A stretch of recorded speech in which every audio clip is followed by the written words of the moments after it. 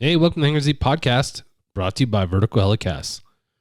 This is a two-part series with Tyler Boeddeker and Sean MacHale from Massif, who creates and produces some of the world's finest FR gear. Massif was founded in 1999 by two passionate visionaries who set the bar high for quality and excellence in everything they do. Randy Benham, one of Massif's founders, was a Jenny Lake search and rescue crew member in the Grand Teton National Park, who understood the demands of rugged, unpredictable, and hazardous work conditions. Massif partnered with a specialized Los Angeles-based knitting mill, Antex, and a core group of extraordinarily dedicated people.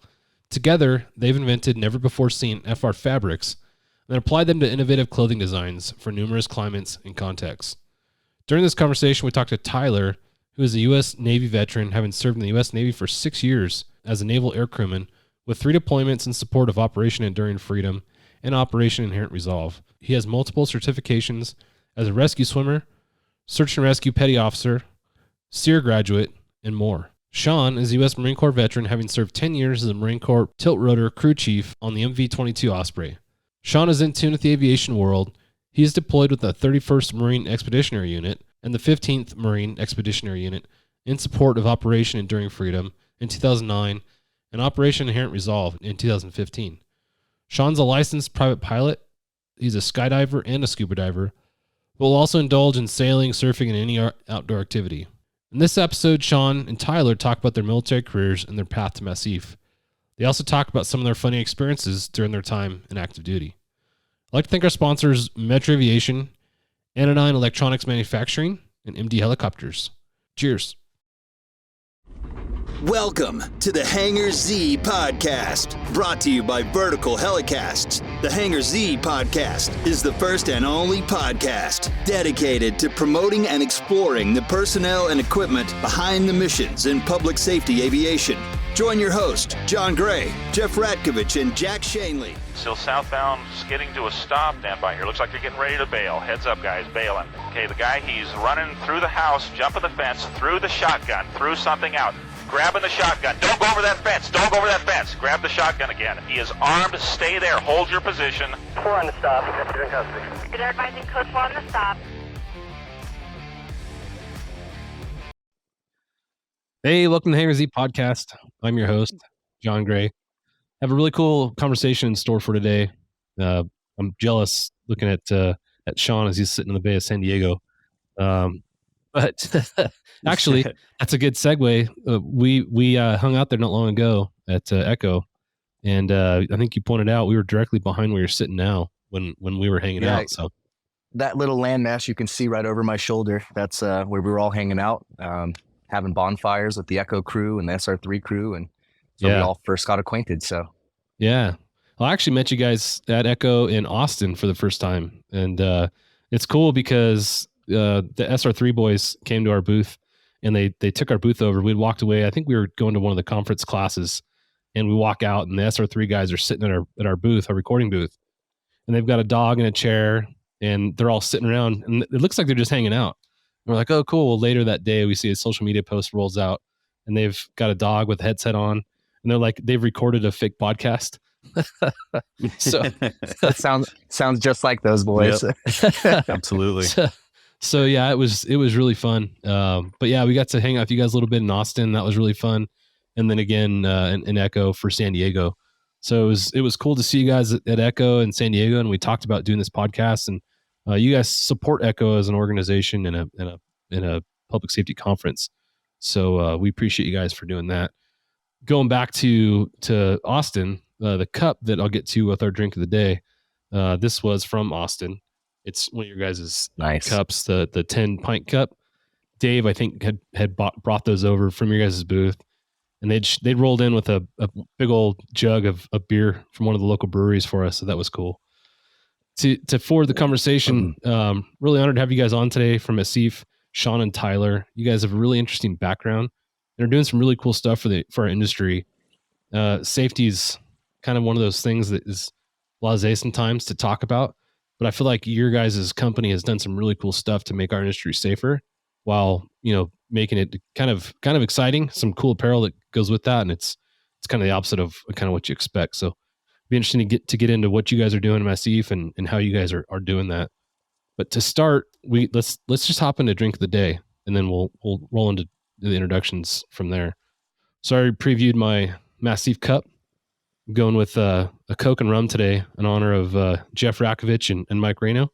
They're not here, so that's what I'm rolling with. Sean, what are you Nice. rolling with? My drink of the day, just got a little flask here, just a little nip. It's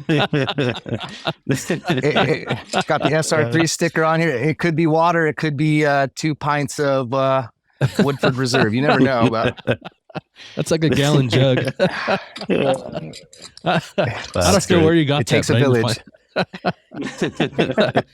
Tyler, good my luck drink of the beating that. day. No, I'm definitely not beating Sean ever with that one. I've got, I'm always drinking something interesting, something new that I haven't tried before. So I've got a weird one called Weird Tea. Yeah. Okay. Is that I don't drink very often, so it's I'm only drinking around kind of special occasions. So, or not, this one isn't special, but yeah, Weird Tea is today. I think it's special. So cheers, boys. Yeah. Thank you. Cheers. I'll do my little heart emoji for you guys too. Right back at you. Well, right on. I always like doing drink the day, and it's better when we can do it in person, especially when we're in San Diego. But we'll pretend now that we're sitting out there at the yacht club with you and enjoying a cold beverage. So, Sean, can you just kind of introduce yourself, what your role is, and a little bit about your background?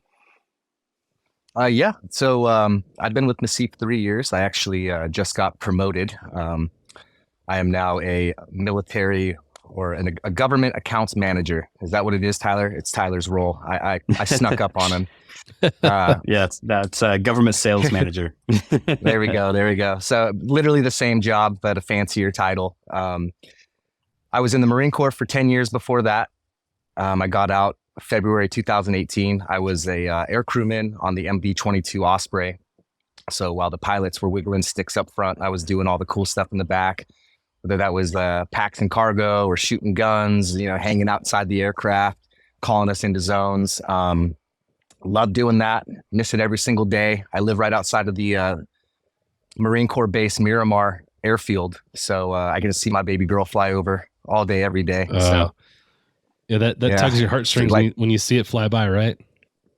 It really does. We were talking earlier, it's funny how burnt out you can get on something, and then the second you're not doing it anymore, I'm just constantly staring up at the sky, watching her fly over my head, wishing that I was still a part of that. But I got out in 2018, got a severance package from the Marine Corps, so I promptly wasted all of that on my private pilot's license.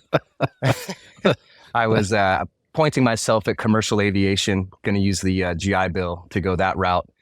And then COVID happened, couldn't be in the cockpit with your instructor. I desperately needed money. So Tyler, actually, he got me a job at a distribution company that Massif actually works with. Cut my teeth in sales and just kind of getting my feet wet within the industry at that distribution company. It was called DTS. Yeah, that path was a windy one. And when it ended, I was either getting out of the industry and going back to commercial aviation, point myself back at that, or I was working for Massif. It was the one company in the industry that I felt like, everything aligned with their team, their ethos, the gear that they were producing, their customer base. And it's just definitely a little family I wanted to be a part of. So I put everything I had into trying to impress those guys over there. And somehow I tricked them, got them to hire me. And so it's been 3 years now. So, and I covered down on Marine Corps sales, as well as our federal and state, local police departments, sheriff's departments. And then Tyler and I share like the civilian search and rescue EMS market. Okay. Right on. I want to go back to the Ospreys real quick, and I'm sure we'll dig into this a little bit more as we go. But the Osprey is honestly probably my favorite aircraft that exists on the face of the earth. It is the coolest thing. I remember the first time seeing one. It looked like something out of a sci-fi movie to me. I'm like, holy, that thing is freaking amazing. And I still feel that way. So a bucket list item for me is to catch a flight somehow in one of those things. I don't care where I sit in that thing. I just want to be a part of that flight. So what was your experience like flying in those?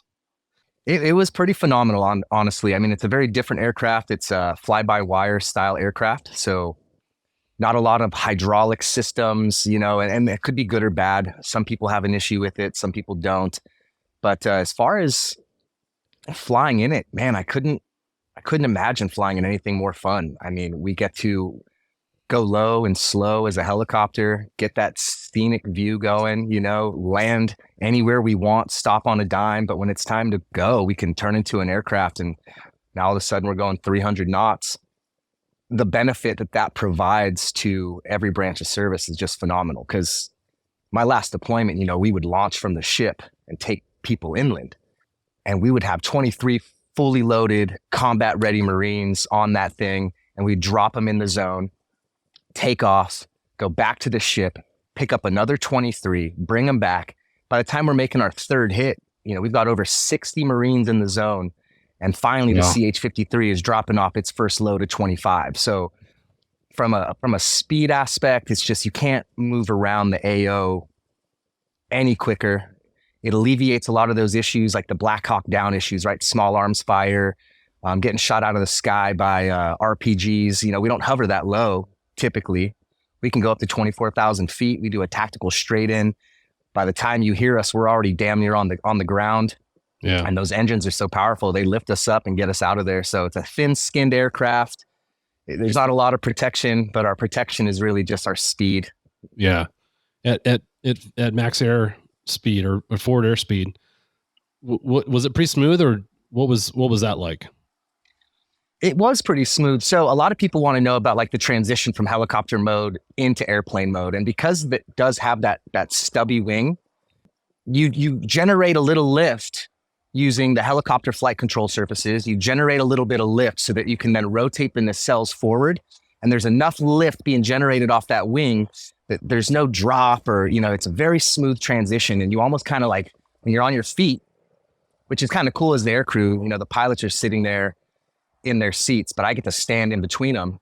And so you kind of lean into it and you just feel all that power generating as they rotate forward. And it's a really cool feeling. I kind of undescribable. You kind of got to be on board to really appreciate it. But I miss it every day. That's for damn sure. How cool. Very cool. Well, Tyler, how are you doing, sir? Pretty good. How about yourself? Excellent. Yeah. Thanks for joining us. Good deal. Thank you. Yeah. If you could just introduce yourself and your role and kind of a little bit about your background. So my name is Tyler Boeddeker. My role here at Massif is the government sales manager for the U.S. Navy, U.S. Coast Guard, and then, like John had mentioned, sharing that EMS, search and rescue, fire department kind of space there. I'm everything west of the Mississippi, and Sean is everything east of it. And so I've been here for about 6 years now. My background started out pretty much from the Navy standpoint. Joined the Navy back in 2010. Wanted to be a rescue swimmer. So I signed for that contract, went that route, went through all my training and everything. And from there, I went to HS-10, which was my fleet replacement squadron. So I was the second to last class to go through that one before decommissioning that unit. And then from there, I went to HS-5, which is a helicopter squadron out of Norfolk, Virginia. And we were one of the last HS squadrons out there. So carrier-based squadrons. We flew in the SH-60 Foxtrot and then Hotel platform. Both H-60s, but just different mission purposes. The Foxtrot was more for anti-submarine warfare. And then the Hotel was more like dedicated for combat search and rescue, soft flights and stuff like that. Since then, we transitioned over to the Sierra platform. So we went from HS-5 over to HSC-5. And then from there, I got a couple more deployments and got out in 2016. Since then, I went to work for Bristow Group, kind of shortly following. Took about 8 months of transition. I was working at a brewery for a little while, just serving beer and stuff like that, having a good time doing that stuff. Yeah, it was definitely fun. Working at a brewery that was it's since closed down, I believe, but called Pure Order Brewing in Santa Barbara, downtown there, and it was a good time. So worked there for a little while trying to search for a job and stuff, which was a full-time job in itself, kind of as a veteran thing for sure. Once I got picked up by Bristow Group, I worked there for a little over a year, doing contracts for search and rescue out in the Gulf of Mexico, out of Galeano, Louisiana. Okay. And then from there, I got picked up by Massif.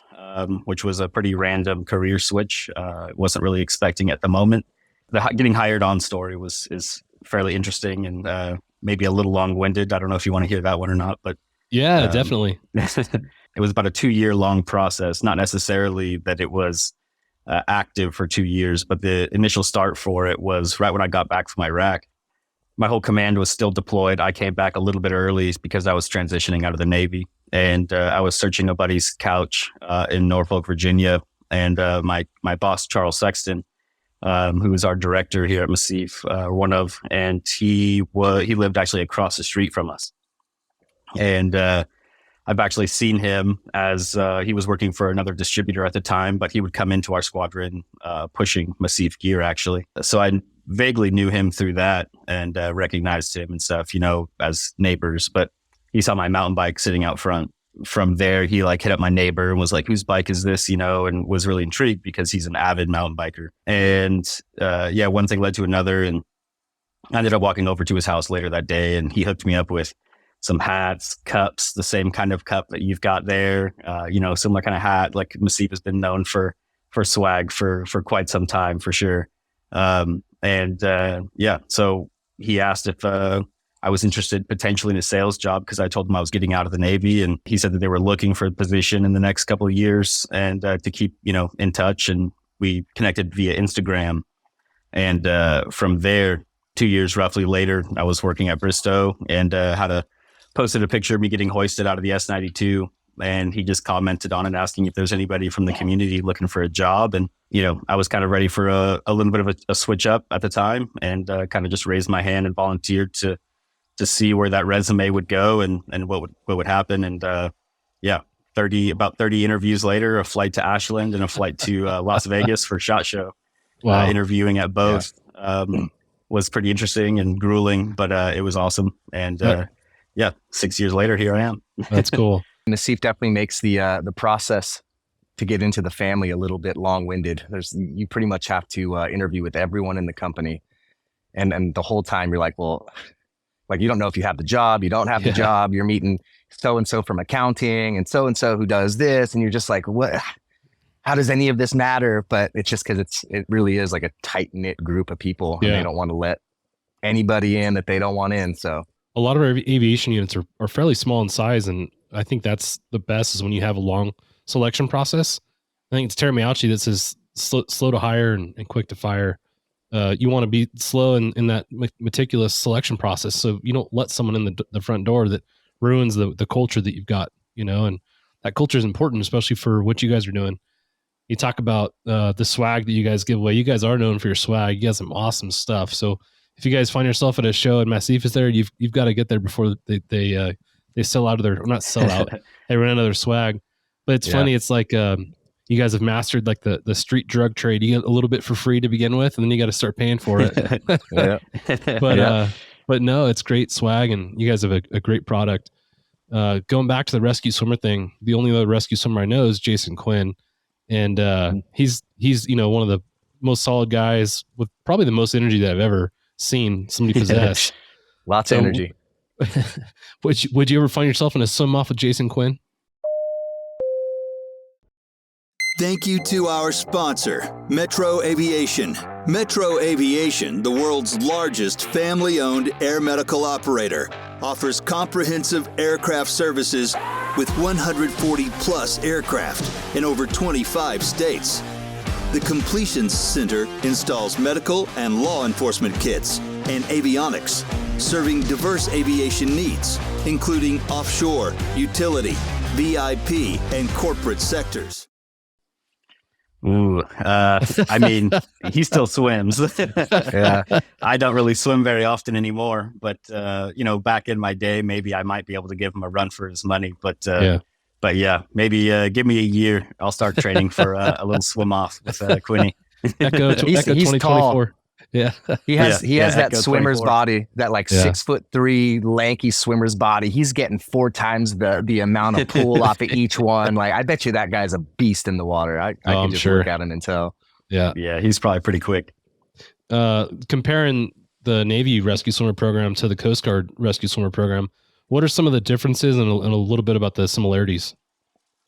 Ooh, I mean, I can't say specifically speak to the Coast Guard Rescue Swimmer School. I haven't been through it myself, but I know that so the Navy Rescue Swimmer program actually started, or the Rescue Swimmer program started on the Navy side. So the Coasties actually used to go to Navy Rescue Swimmer School in Pensacola, but since our mission set from the rescue standpoint is more dedicated and refined towards aviation rescues for, F-18s crashing, men overboards on blue water ops. So, in the middle of the ocean, no assets available or anything like that to sustain operations, with our own folks and stuff like that when we're overseas.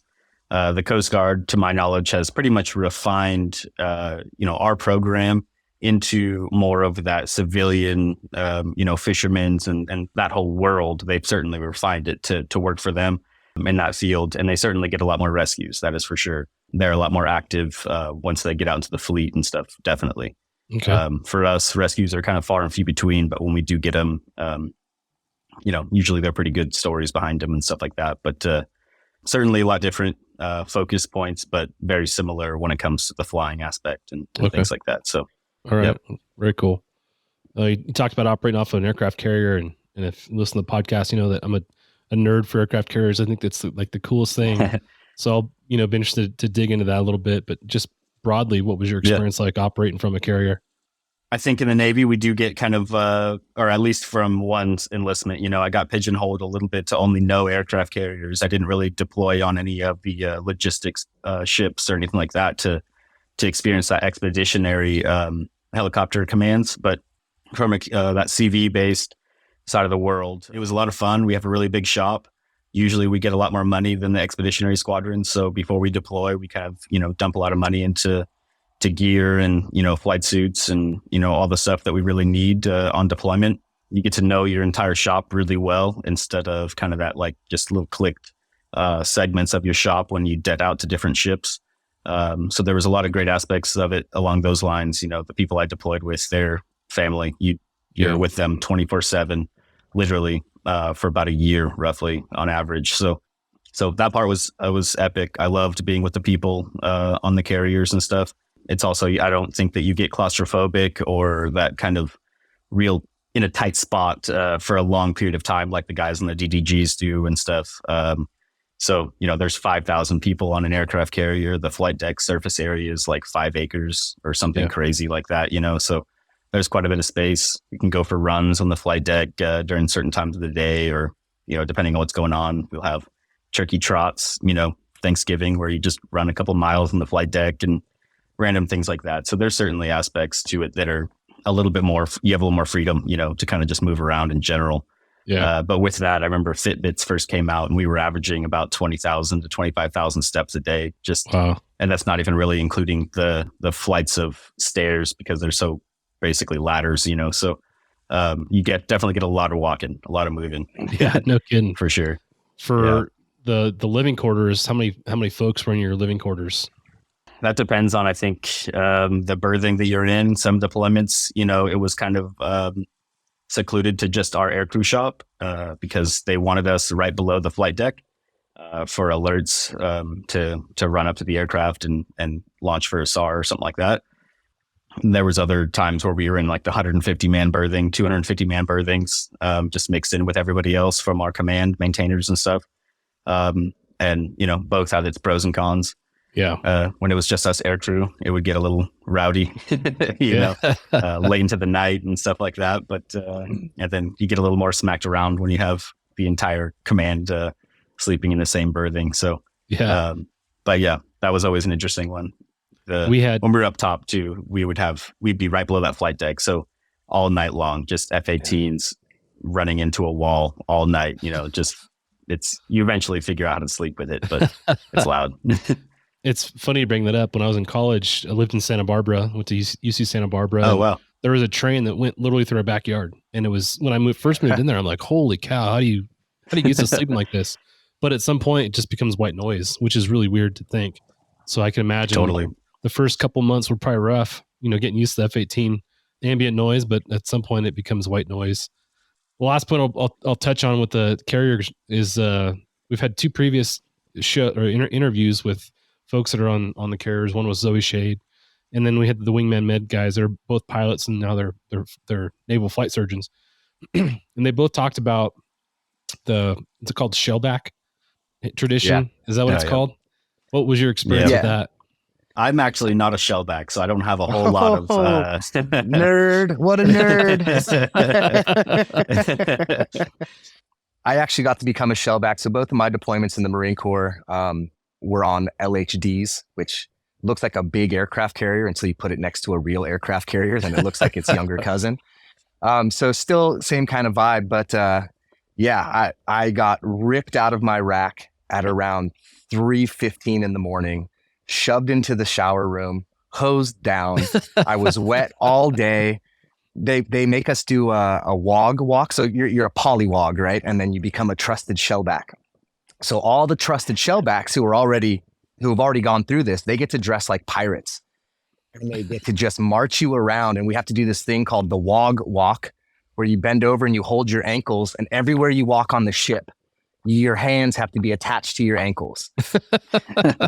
We got one meal that day. It was green eggs and green ham. A tiny little portion of green eggs, a tiny little portion of ham. And then they pretty much just systematically move you around the ship to like different exercise spots, right? So, it's some kind of group exercise where if one guy can't hold his weight in the exercise, then everybody's failing the whole time. But from 3:15 in the morning to probably 5 p.m. at night, we were just paraded around the ship and abused. Like the pad eyes on the flight deck, to where you secure the aircraft to the flight deck, using chains. They would fill that up with water, and then make all of us, like 4 or 5 of us, touch our foreheads in the push-up position over a pad eye, and we'd all go down, and we weren't allowed to stop pushing until we could blow the water out of the pad eye, right? And it's dye, because they've got like the dye pucks everywhere, and they got very creative. They got creative. One Marine had a mustache. As somebody came up, they had acquired some stinky cheese, and they shoved the stinky cheese into his mustache, so he had to smell that all day. So it's certainly not hazing. Like nobody, put their hands on me. Nobody beat me like the old days. But you almost wish they would just hit you, because they get real creative with causing pain without it being like physical, So that's funny. Yeah. But yeah, and then a lot of in the C-dye Navy, markers are wasted during those times. a lot of C-dye markers. My skin was neon for like 48 hours after that. But it's a rich naval tradition. So for weeks leading up to the crossing of the equator, they have Sir Neptunus Rex come over the loudspeaker, and it's just like some kid in the Navy gets to get on the intercom and pretend he's a pirate. Yar! Yeah, you're treading too close to my waters. So like they build it up, and then they have this like crazy just ceremony. But then at the end of it, you're in the order of the trusted shellback. The Navy gave me this really big, cool plaque, like a printout with the date and the time and our GPS coordinates, all sorts of cool stuff. So it's a really cool little order to be a part of. And now that I know Tyler isn't one, hey. Yeah, you guys were really motivated on that boat. I was on the Eisenhower at the time. Not very motivated for just about anything. We were getting hammered constantly for just random stuff. So there was zero fun. Fun was secured on that one. That's too bad. Well, fun was secured that day for me, because I was not in the order. But you talked about the flight suits and the money that was spent on that. And that was my introduction to you guys. I was put in a position in my aviation unit to kind of research all the aviation flight suit companies. And you guys were one of the ones that I got to test and get a sample of the product. And man, I'll tell you that the stuff that I got and got to wear that you guys produced was amazing. My favorite was the jacket, the FR jacket you guys produce. I think I wore that for about 5 years, and that replaced the old shiny polyester looking green jacket that I think we've all seen and worn at some point. So I was thankful to get rid of that thing. But can you guys give us a little bit of insight on Massif? The name by itself, we'll start there. Do you know the origins of the name?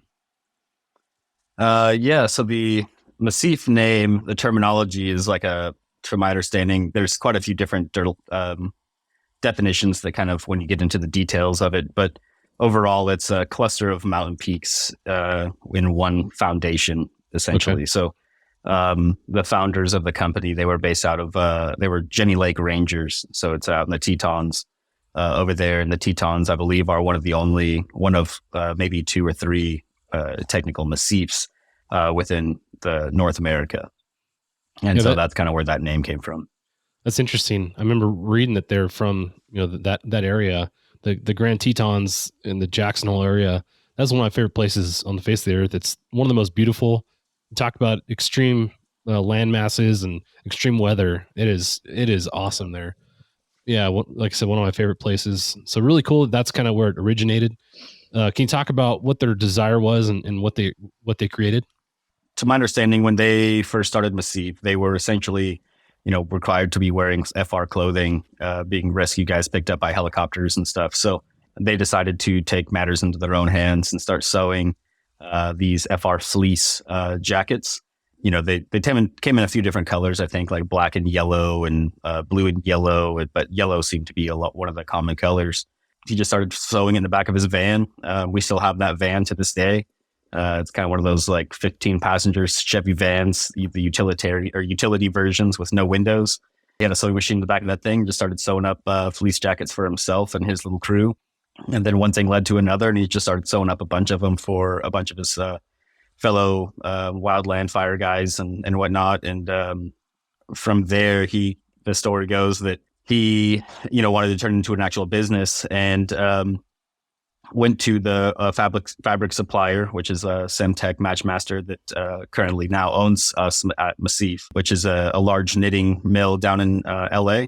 And it came with a little backpack with some fabric samples and I think some samples of jacket and stuff. And was talking to the owners and was like, hey, I'm looking for, this type of fabric and this amount. I think it was a total, like from what I heard, it was like 10,000 yards or something.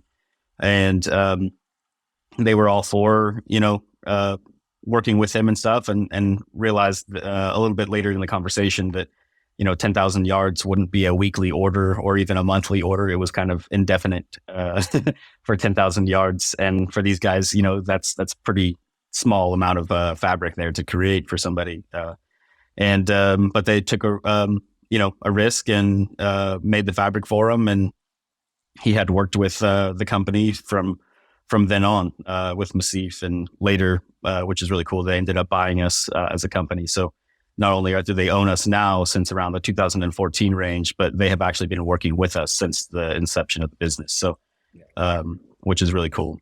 Yeah. Yeah. And so that's kind of how it got started, really. But from the initial start, and then in 2001, they landed the Army Combat Shirt contract. And that's what really drove us from that like wildland firefighting, search and rescue background to the DoD side of the business. And then, kind of the rest is really history. We just continued to grow from there, from the combat shirt aspect. And then the Elements jacket really came in and kind of blew up the market a lot as well from a tanker side and aviation perspective. Yeah, that combat shirt, we actually wore those too. And in Southern California in the summer, it's hot. And that was really nice to be able to replace a kind of a heavy flight suit with something that's light, but still FR, and made it really comfortable. So I enjoyed wearing that. And then after I left, our SWAT guys ended up picking up the FR combat shirts too. So our SWAT guys are wearing that. And so it's cool to see that kind of grow outside of aviation in law enforcement. But anytime Definitely. I feel like you have somebody who started as an end user and then designed something that meets what they want to see happen is really cool. And I think that's when you get some really cutting edge products, which is exactly what you guys have at Massif. So love that. I love what you guys are doing there. Anything to throw in there, Sean, before we kind of move on?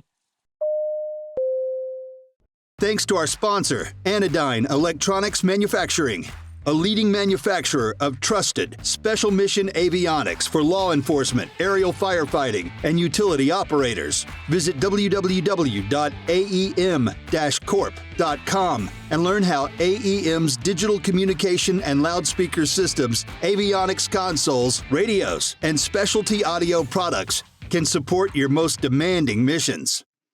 I mean, Tyler definitely painted a better picture of the background than I could have. Thank you for that, Tyler. But I mean, No to problem. touch on what you were saying, I think that is Massif's logic is get some end users on the team. So that way, you could have a company full of good idea fairies, but until you speak to somebody who's actually fielded that gear and they know the environment it's supposed to go in, it's really hard to figure out what feature sets that you are like are worth making the garment more expensive. What should we leave off? What fat can we trim? And then, Tyler and I, because we have that background, we can go in and we can really fine tune that. And then because we speak the language, we can seed those garments out into the communities.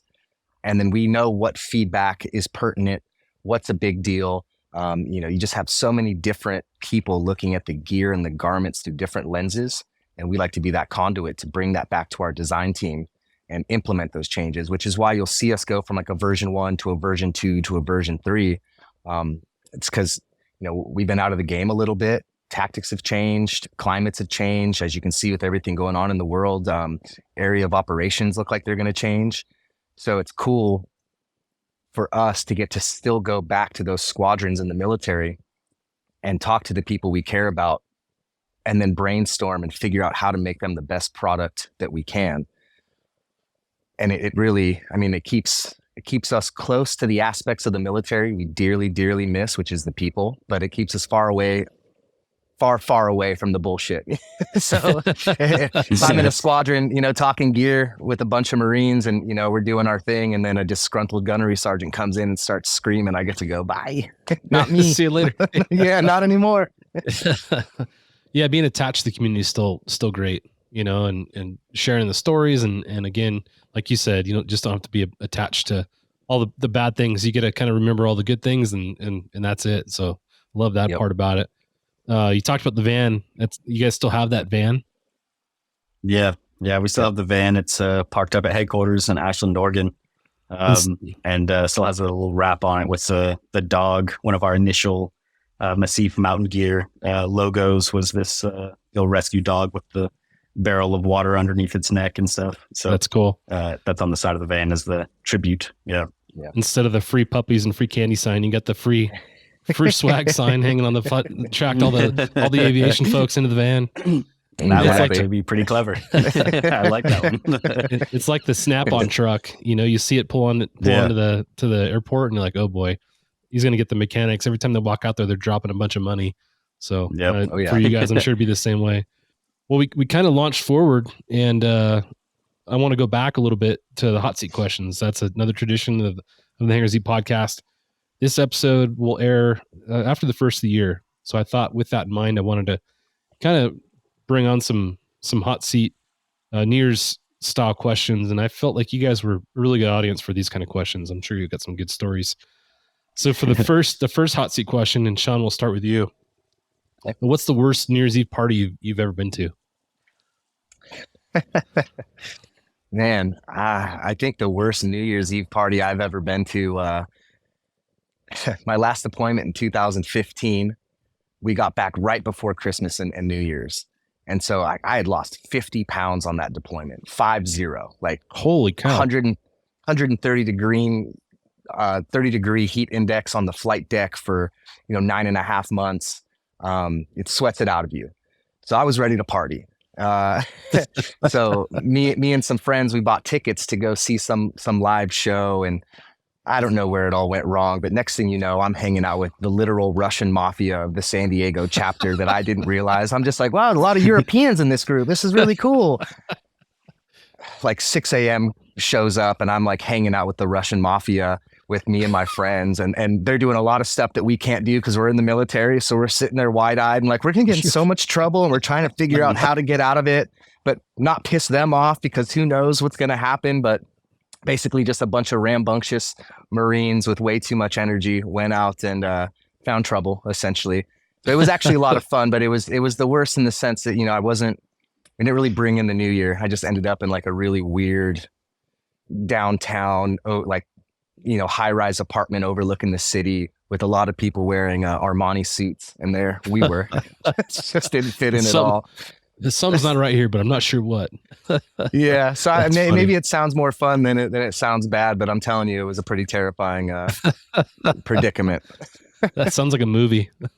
There probably could be a movie made off that one. Tyler, how about you? Ooh, I don't really have a whole lot of New Year's stories, honestly. I think historically, back in my Navy days, I don't really remember a lot of them. But one that I can kind of recall here wasn't necessarily about New Year's itself, but the following day. But I was actually home on emergency leave due to my grandfather on my mother's side passing away. And when I came home, did the whole event, the funeral and things like that. But on my way back, I was flying out of LAX to go back to fly into Bahrain to meet back up with the ship. And at the time, a couple of my buddies that were from my hometown of Paso Robles were living in LA, like Hollywood area at the time. They were doing like a lot of video editing for Red Bull and things like that. And so I crashed at their house to make the drive in the morning much easier because it was like a 6 a.m. drive or something. And so it was basically we ended up going out for the night since, it was before going back to deployment and stuff. So they wanted to, buy me some drinks and stuff. And one thing led to another. And next thing you know, we were partying with Nick Schwartzen, that actor on like Grandma's Boy and stuff, Yeah. And there's a lot of details that go into this that are maybe inappropriate as well. But one thing led to another, and I don't really remember a whole lot. It was a pretty awesome night. But the next day, trying to get onto the aircraft to LAX, you name it, everything was just a nightmare. And on top of that, I left on emergency leave with my government passport, but my command never actually gave me official orders.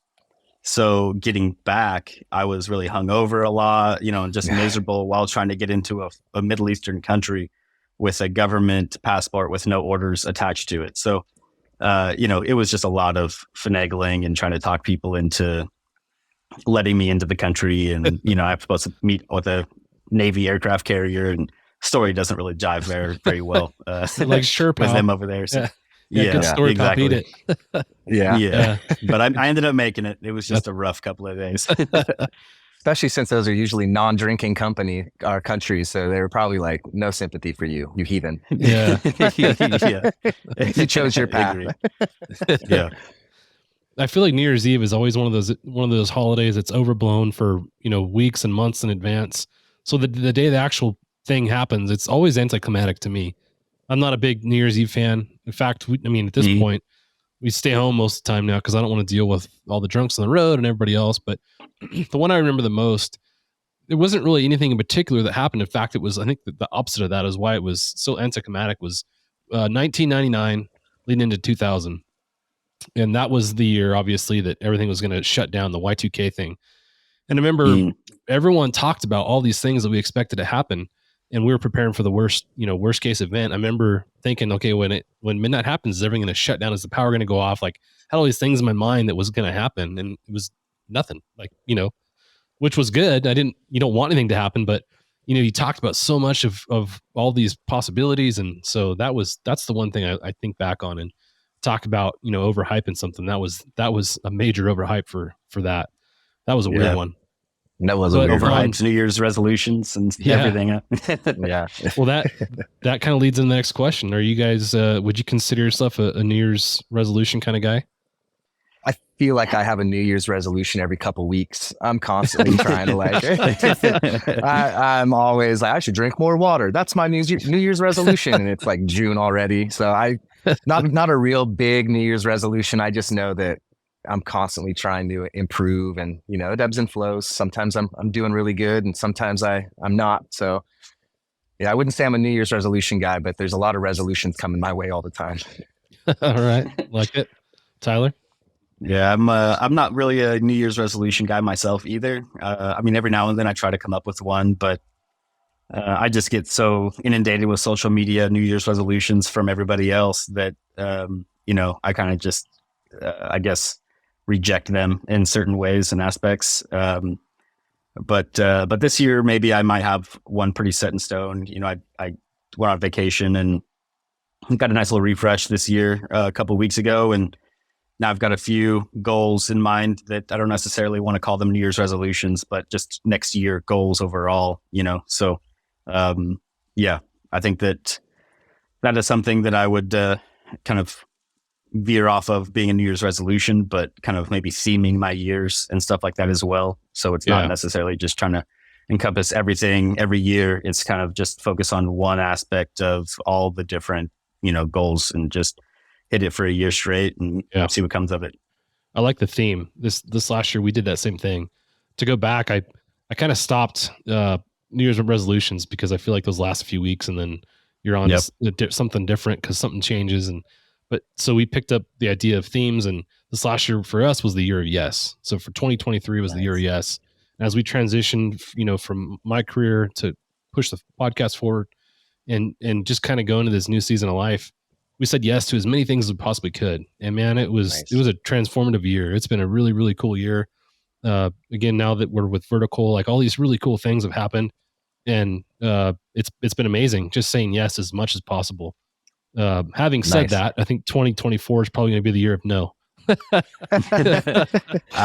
was my thought exactly. I'm too good at saying yes that it's hard for me to say no a lot of times, So the year of no could be a good one.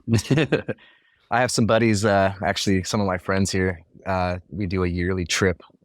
We go to Catalina and go scuba diving, but our mantra is, why wouldn't I? And that doesn't necessarily mean you have to say yes, doesn't mean you have to say no, but you can objectively take a stand, why wouldn't I? And you kind of, work through the conundrum, but it gets us to say yes to a lot of really cool, adventurous type stuff instead of just that automatic, like, no, I don't want to do it, or I'm tired. Like, take a step back. Why wouldn't I do that? And then you kind of talk yourself into it. And the next thing you know, you've got all sorts of really cool experiences. You're meeting all sorts of new people. So I like that year of yes, but you do definitely have to take a year off sometimes. Start saying no a little bit. Yes, all the time gets expensive. Yeah. Yes costs money for sure. Yeah. You bring up something that's important though. I think about how busy we are in our everyday lives. And when something interesting pops up, like a friend calls and says, hey, do you want to go to lunch today? And you're like, man, I'd love to, but I'm so busy at work, or I'm so busy with whatever the thing is. The easy thing is to say no. But then you realize like you can say that all day long because there's always something that's you're busy doing, right? I think it's important to take time to spend with those folks and be like, yeah, I'll be there, So it's just building our community. And I've really, I guess for this next year, that's part of what I'm looking to do too, is just make an effort to be there for other folks, other than. Yeah. We got too used to just, I'm too busy. Exactly what you're touching on. And so that's why we came up with the, why wouldn't I? Like, recage your brain. Like, I want to see these guys, if you wait for the perfect time for anything, you'll be waiting forever. So sometimes you just got to jump in feet first, Yep. Absolutely. The last part of the hot seat, it's kind of an extension of the last question, but when you did have New Year's resolutions, or if you still do, what's the worst New Year's resolution that you've had that you can recall? I'll start. I think mine was, I'm never drinking again. That lasted a couple nights. Yeah, I can see that's probably a hard one for most people. I mean, even just after a hangover, it's like that Offspring song. It's I'm never drinking again, at least until next weekend. Mine probably stemmed from a girl. My New Year's resolution was probably to, like, I don't know, forgive somebody who did something terrible, and then like, I got to be more forgiving. So who cares if she was with that other guy on New Year's instead of me? I'll forgive her. And then, that never works out well. It's probably something stupid like that.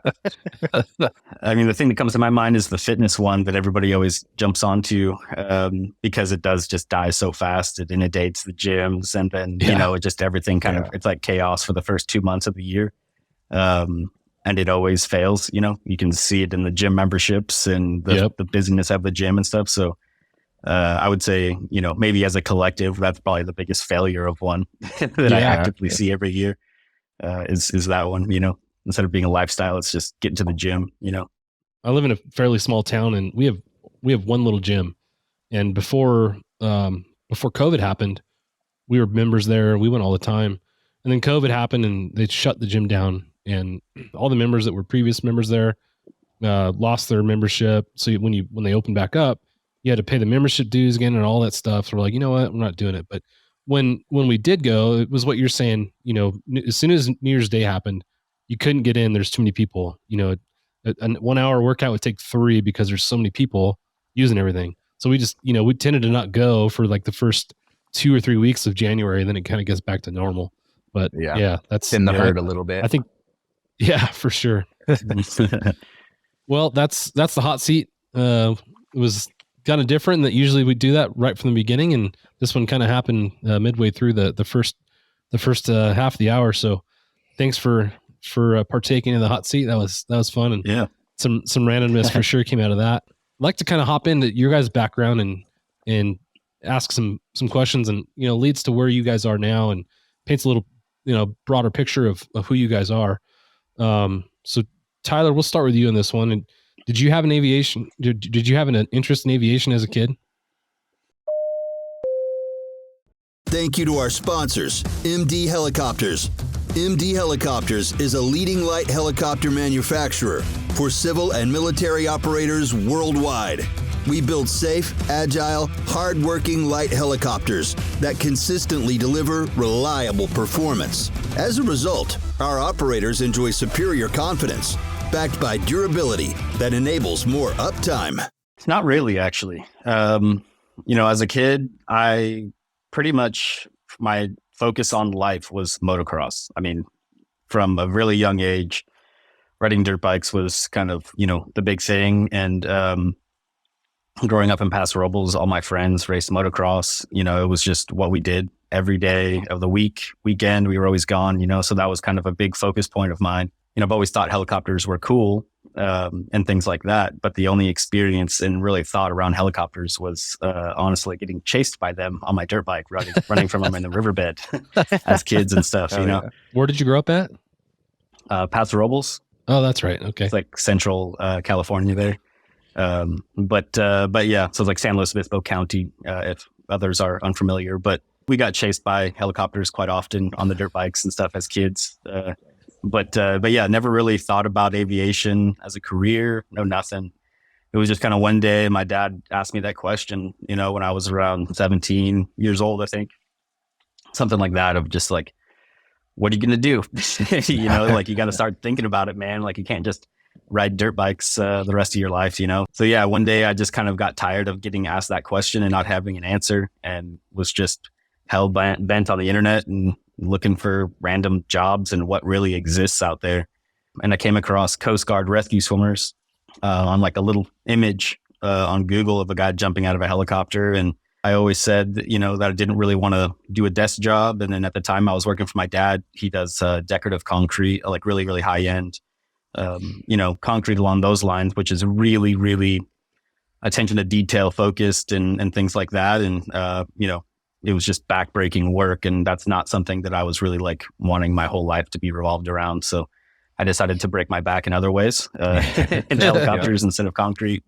But yeah, so landed on rescue swimmers and went to the Coast Guard recruiting office and didn't really get the time of day from those guys. The one recruiter that was in San Luis Obispo, he wasn't really there very often. I think he was between 2 recruiting offices. And yeah, the Navy was just kind of kept seeing me coming in there to talk to this guy, and repeatedly never really gave me the time of day. And the next thing you know, the Air Force was trying to get me to go the PJ route. The Navy guys were saying they had a rescue swimmer, but also the SEAL route, and tried to get me to go the BUDS route because they were hurting for guys really bad back then. And the Navy rescue swimmer, they were just completely saturated. So I ended up going to college for about 2 years, and then a little bit of Mesa College down south and stuff as well. But outside of that, I mean, it just took a long time. I was really hell bent on being a rescue swimmer.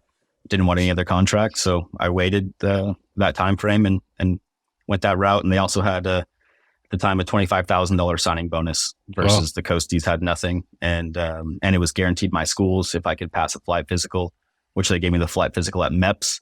And so just everything made a little bit more sense from a training perspective that I, with no real knowledge of either community from the reality of it. You know, I definitely got a little bit by the recruiters over there, but we all do. You know, don't get me wrong. Yeah. Yeah, absolutely. But don't get me wrong though. Like I had a great career. You know, I got to do a lot within a very short period of time. considering, how little guys get to actually do a lot of times in this career field. But I don't regret it at all. Some days I wish that I went the Coast Guard route, knowing a lot of the guys now and getting to work with the Coasties. And, I went this last year up to Sitka and Kodiak and visited those guys. And, it was kind of just like, jaw was on the floor, the area, how beautiful Alaska is, the high seas rescues, the cold water, just kind of the extreme of every direction. That was really appetizing to me, I guess you could say. So I was nerding out big time visiting those guys and very envious of their career for sure.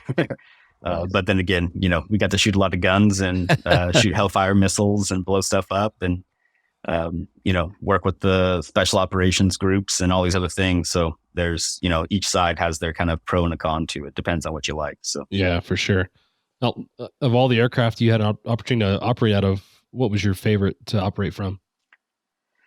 Each one was cool in its own way. The Foxtrot was cool because it was a really legacy aircraft and dropping a sonar, sonobuoy, down into the ocean, 500 feet down, and listening to submarines or dolphins and random stuff like that had its cool, glamorous side. But it was, I hated it at the time. It was more tedious and training heavy and just a lot of memorization and stuff.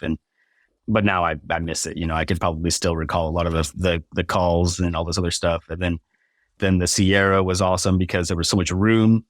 It was lighter, and it was, we got the windows up front, so you can have guns in the windows and the doors, so you can have a 4-gun configuration. You got the bat wings with the Hellfires. I mean, you could do all kinds of crazy stuff with that thing. But the hotel, I think, was my favorite. That one is kind of like the hybrid between the Foxtrot and the Sierra. So you can put a lot of people, troop seats in it not a lot compared to the Sierra, but you can put a lot of troop seats in there. And we had a CDU still. So it's like in the back of the aircraft, we were still able to see our altitude, airspeed, heading, all these different things where we were actually able to kind of back up the pilots in a, IMC, double IMC situation or something along those lines. Versus in the Sierra, you're sitting up in the gunner seats or gunner windows, and then you're kind of looking up on the cockpit up front, and then kind of, just double cross-checking the pilots as we get into those scenarios, but looking at their own gauges instead of me having eyes out, but just looking at my little computer screen that's just right there next to me, and we had a lot more fuel, more range as well. So there was that aspect I really liked on that aircraft for sure. Yeah, you bring up something that's really interesting. And in fact, Quinny just had a conversation on his podcast, the Real Rescue podcast, with the guys from Battalion. And they were talking about CRM as it relates to, crewed aircraft. And the Battalion guys were talking about how they'd use their crew chief and the whole crew in the back as part of that. And I know that's standard practice, but I like that that's all changed, because I feel like not long ago, the crew outside of the pilots were kind of just told to be quiet and you're along for the ride. And now it's changed to where everyone's got an active role in the flight. And I love that you guys have instruments in the back that can help, with double IMC type incidents and just situational awareness, to be able to help. So I think that's really cool. So any thoughts on the CRM aspect of that? I think CRM is huge. I think it's one of the most important, and also can be one of the more amazing kind of things that we as aircrew, kind of use and create and things like that in the back of an aircraft. I think it's what separates us a lot of times as like people in general, right, as well. But CRM is huge. And I think that there's and you kind of touched on it a little bit where it's, changing in some way. But from the military perspective side of things, we were always a part of the CRM. We were always there. Our job was, and I'll tell people this all the time when I'm sitting passenger in my own truck or someone else's car in a long drive, which is, apologize ahead of time because I was a trained professional backseat driver. And so, us in the back, our job was always reiterated by like, we're there to make sure the pilots don't kill everybody. Not to say the pilots are trying to do that, but just, hey now. Sometimes you never know, but that aspect, where we are just always there to back them up, to help them gain confidence. They're there to help us gain confidence in what we're doing. And just back and forth, that communication is highly important. And Sometimes I find it a little mind blowing when certain, aviation units are not using their air crew more because we're such a big asset, when it comes to doing confined air landings or, watching for wires, other aircraft, it's just constant. There's always something to be stated. There's always SA to build, there's never a shortage of how we can be utilized in the back of that aircraft by far. Yeah. Yeah. That collective knowledge and, like you said, situational awareness that's provided when you've got every single person that's a part of that crew inputting information and, collectively coming up with solutions or helping come up with a solution for a potential problem is huge. So I love that. The Marine Corps' aviation program is based off the Navy's aviation program. So whatever they do, we do. And because the Navy takes CRM so seriously, the Marine Corps also takes it very seriously. What's unique about us is, the rank structure is so big to Marines. And from boot camp, like the first day you step on those yellow footprints, it's being drilled into you. It's oil and water. You do not approach an officer unless they approach you first, and then you get into the aviation side of things. And now they're teaching you that there is no rank in the aircraft. Mm-hmm. So you could have a major, a lieutenant colonel up front, lance corporal in the back, a sergeant in the front, and there's no rank. Nobody's opinion is lesser than anybody else's. If there's an emergency procedure, we're all in it together. We fly together, we die together. We take it so seriously that even in the Marine Corps, we put our rank structure aside to focus on CRM and how we can communicate as a team, even to the point where on a low light night flight one night. So the way the Osprey works, most Marine Corps aircraft, once you get to around 50 feet, the pilots actually completely stop talking. So the crew chief is calling our nose into the zone, tail into the zone. We're clearing the aircraft so that the pilot knows there's no obstacles. And then at 50 feet, it's voice calls down to the deck. And so the pilots aren't supposed to talk at all. Unless they see something unsafe and they call a wave off, those are always free. We were coming into a zone out in the middle of the desert, and I'm on ICS, calling us into the zone. We're at around 30 feet, and I noticed that there's micro terrain that I couldn't see because I'm on night vision goggles. It's low light. You got to get really up on some of that stuff. So as we're working ourselves down, I'm scanning the aircraft. I notice an obstacle, and I stop down. Oh, the pilot comes over ICS. Oh no, I got it. Well, he doesn't have it. Because the way the Osprey is situated, they don't have a nose bubble. They can't see the ground. So he has no idea what I see. And he completely disregards my call, and he keeps working the aircraft down. So then I start calling us back to the deck. And then I see that we could potentially ball up this aircraft. So once again, stop down, which means you stop moving the aircraft down towards the deck. And he doesn't stop. So I start yelling wave off, because at this point, we're about to land in a ditch. I'm not trying to ball up a $75 million aircraft and have it be my fault. So I call wave off, and he ignores my wave off calls, works the aircraft down to the deck and lands. That major got fired that night. Wow. Because he didn't listen to Sergeant MacHale's calls. And I got heated. Once we were on deck, I called us on deck. They pulled power out so you don't generate all that ground resonance. Everything was fine. We barely missed that ditch, but we were close. I swung open the cockpit door and I grabbed the guy, and I was flying with my CO and XO, so a lieutenant colonel and a major. And so the lieutenant, it was like Lord of the Flies, I've got a lieutenant colonel swapping at me. The major's trying to unbuckle himself to fight me because I was putting hands on him.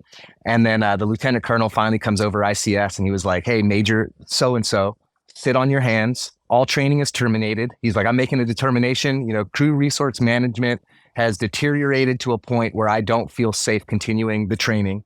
So he flew us back, and we landed, and they stormed off together. The CO looked at me and was like, "You have your ass in my office the second that aircraft is put to bed." Wow. Because there's still a 2-hour post flight we have to do. And so I'm like, man, I'm going to go get NJP'd, which is non-judicial punishment. They're going to take a stripe because I put hands on this major. And needless to say, the CO was none too happy with me. He had me, and this was a night flight. We're on goggles, right? So we landed around 1:30 in the morning. So by the time I go, stand in front of him in his office, it's almost 3 a.m. at this point. And he didn't go home specifically for that. He gave me a bit of an ass chewing. If you ever put your hands on another one of my officers, I'll make sure that, you do lose a stripe, blah, blah, blah, blah. And so I'm sitting there just like, I feel stupid. Like, how could I let my emotions get over me? And then he kind of once he got my ass chewing out of the way, he kind of looked at me and he's like, that all being said, Major so-and-so no longer is the executive officer of this squadron. Wow. He's been fired. He'll be replaced. But that's the level of seriousness we put into crew resource management, is my opinion, meant as much, if not more, than a major's. And in that instance, more, because I'm the one with my head out of the aircraft, and it's my job to put us in a safe position, not his to blow me off. So he got major brain, and he thought he was too important, so he got fired. But yeah, it definitely hits home. Tyler and I have had many, many conversations about CRM and just how we try to apply it to our everyday life, really. So yeah, no, it's super important. And like I said, our industry is getting better in public safety of utilizing the whole crew for what you're talking about, situational awareness and safe flight operations. And I think we've gotten good at if one person says no, we're not going. So it's really cool to see you got backed up with that. It sucks that it didn't happen in the moment, and I'm happy you guys didn't, end up balling it up. But I'm glad to see that they recognize the seriousness of the situation, and obviously the other guy didn't. So he, I guess, got what was coming to him as a result. But yeah, it's a huge, especially when you're flying anything, but the $75 million piece of equipment, where the pilot probably can't see what you're seeing. So that's super interesting. I actually have one more thing to add to that, if you don't mind. Yeah, go ahead. I would say that another thing that's just as important to CRM is ORM. I don't know if that is used a lot on the kind of the civilian law enforcement side, but we use it as operational risk management. So it's more of an individual risk assessment prior to the brief that we will do, that kind of was like, to ask yourself questions of, how's your home life? Did you get into an argument with your wife last night? Just all these different things along those lines that allows you to kind of look at yourself a little more objectively, so that you can understand that you're, operating at an 8 today versus a 10. Yeah. So when you go into that crew resource management, that should be stated so that other people can maybe fill that void, or understand that you might not be on your A game that day.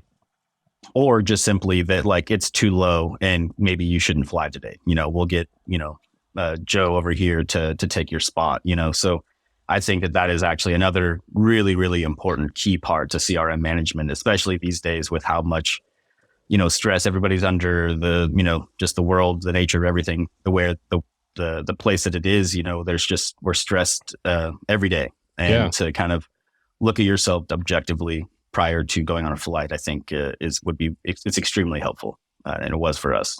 100% agree. The Airborne Public Safety Association has done a good job with their safety program.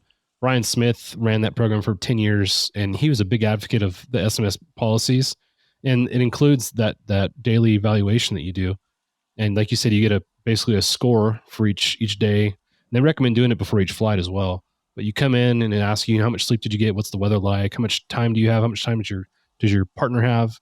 And it comes up with a score. And if it's too high, you're supposed to contact your safety manager, your safety officer, or your supervisor and be like, hey, this is our score. Do you want to bring someone else in, or what do you want to do? So it's designed to, like you said, kind of provide a little bit of reflection on how you're feeling. Look at how did you sleep last night? How did you sleep the night before? And RJ Garwood brought that up. Actually, we were at Echo. I don't know if you guys got a chance to sit on his class. He talked about the incident he was a part of with Huntington Beach. And he said when the FAA, after his crash, the FAA came in and said, what happened in the last 48 hours? Like, you're going to give us a description of everything that happened, how much you slept, all the things you did. And if you're called to answer those questions, I hope that you've gotten the rest and the things that you need to do, because you'll be called to answer. So I like that that's grown, and I think it's a big safety benefit for us for sure. Yeah. You mentioned Ryan Smith. Is that the same Ryan Smith that works for the state of California? No, it's actually Brian Smith. Yeah. Oh, Brian Smith. Yeah, okay, Brian gotcha. Smith. Yeah, he's out of Florida. He's a great dude. Okay. So he's actually one of our newer co-hosts. So he'll be on the podcast upcoming here for some safety related stuff, and he's the chief pilot out there too. So got a lot of experience. Nice. So it's been cool to have him. Sean, for you, kind of going back to your youth, was there anything that you recall that generated some interest for you in aviation? This is the end of part 1 of our conversation with Sean and Tyler from Massif. Stand by for a message after a word from our sponsors. Thank you to our sponsor, Metro Aviation. Metro Aviation, the world's largest family-owned air medical operator, offers comprehensive aircraft services with 140-plus aircraft in over 25 states.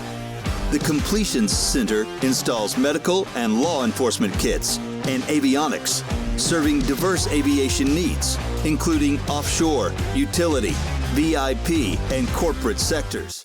Thanks to our sponsor, Anodyne Electronics Manufacturing, a leading manufacturer of trusted special mission avionics for law enforcement, aerial firefighting, and utility operators. Visit www.aem-corp.com and learn how AEM's digital communication and loudspeaker systems, avionics consoles, radios, and specialty audio products can support your most demanding missions. Thank you to our sponsors, MD Helicopters. MD Helicopters is a leading light helicopter manufacturer for civil and military operators worldwide. We build safe, agile, hard-working light helicopters that consistently deliver reliable performance. As a result, our operators enjoy superior confidence, backed by durability that enables more uptime. 2024 has started off on a great foot. We've had some epic conversations already, as have the Helicopter Podcast, who recently interviewed Kevin LaRosa, and the Real Rescue Podcast, who recently interviewed Dakota Meyer. This year's going to be awesome, as the Vertical Helicast podcasts have a ton of great interviews in the works for you all. We're getting close to HAI, so make sure to come by the MHM Publishing booth to say hello when you're there. If you have any suggestions for podcast guests, whether at HAI or outside of HAI, go to verticalhelicast.com, find the contact page, and fill out a guest inquiry. Lastly, if you could do us a favor and leave us a rating and review on the platform you use to listen to the Hangar Z podcast, we'd be very grateful. Cheers. Time to close up the hangar. Thanks for joining us on the Hangar Z podcast, brought to you by Vertical Helicasts.